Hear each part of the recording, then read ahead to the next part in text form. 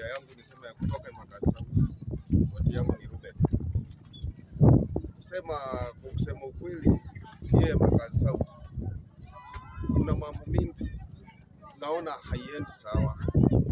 Kusema na tumekuwa tukilia kila wakati MCAs wetu, MP wetu, ya patron wetu hapa tunasema Embakasi South kama Mawate.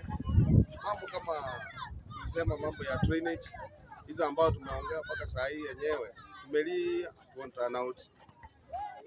Tukienda kwa MCA wetu hapa wote kwa hizo ward zetu zote hatuna wamejificha. Kwa kusema ukweli wamejificha. Tunaomba wa MCA tuliwapigia kura mkakuja mkatubembeleza mkakuja vizuri tukawachagua na tuliwaamini. Mbona mnajificha? Sisi tuko hapa tumezoea shida zetu. Mmeogopa kukuja kwa sababu mnajua tunaomba. Sisi hatuwaombi. Tangu muingie huko hakuna mwenye tumesimama tuombe unga. Tunajiweza. Tokeni nje tuwaambie shida zetu. Kama mmesahau zile shida tuliwaambia wakati ile, kujeni tuwakumbushe. Pato wakati huko mtatuhitaji. Saa hii ndio tunawahitaji kwa sababu mazingira yetu si sawa. Tumesema mazingira yetu si sawa. Wengine wenzetu hapa wamelia hapa Mkuru wa Kwale hapa walipomolewa. Sasa hii tumeanza kuona nyumba zimeanza kujengwa.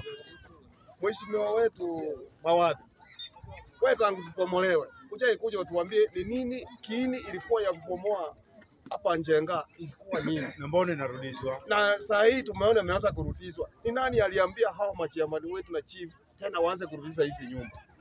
Wananchi tutakuwa tunajenga tukipomolewa na hizi ni kuharibu resources zetu. Income zetu. Tupo sisi ni wazazi. Watoto wetu wanatuhitaji, wanataka wasome. Tulikuwa nataka ukuje hivi karibuni utuambie hizi nyumba zimeanza kujengwa. Zile structure owners ndio wawe brave enough. Na sisi at least wala hatujarudisha vinyumba vyetu hapo. Zero space zimepaki. Tuwe na college, tuwe na ukweli kana kwamba hapa tutasurvive kwa miaka ngapi.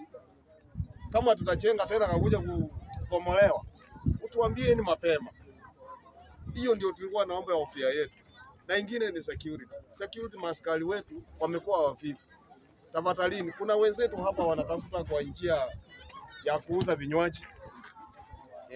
Kuna wengine hawauzingi janga. Wengine wanausanga zile pombe zimekubaliwa. Unaona mtu hakuna Guinness, askari amemshika na Guinness. Sasa ukiuliza hii Guinness, na hii Guinness imetengenezwa hapa tu. Huyu askari amemshikia nini? Achampa 100. Amemshika na hiyo pomba. Akufika ndani hiyo pomba hirudi. Akifika anaitishwa 1000, anaitishwa 2000, analipa ile pombe bado inapaki huko. Huyo mkaaji tumeanza kuwa na wasiwasi. Ikipika upande wa security hawako. Watu wanaendelea kupigwa ngete, wamama wanaendelea kwenda soko wananyang'anywa. Tulikuwa tunaomba wenzetu mkuje hapa, mjue shida zetu ziko hapa, wakati imekaribia. Sisi ukiona tumeanza tukifika wakati, tukianza kuwafukuza hapa, msikuja kusema tumekuwa arrogant. Eti sasa ndio mnataka kutumia hawa maaskari wakuje na tear gas.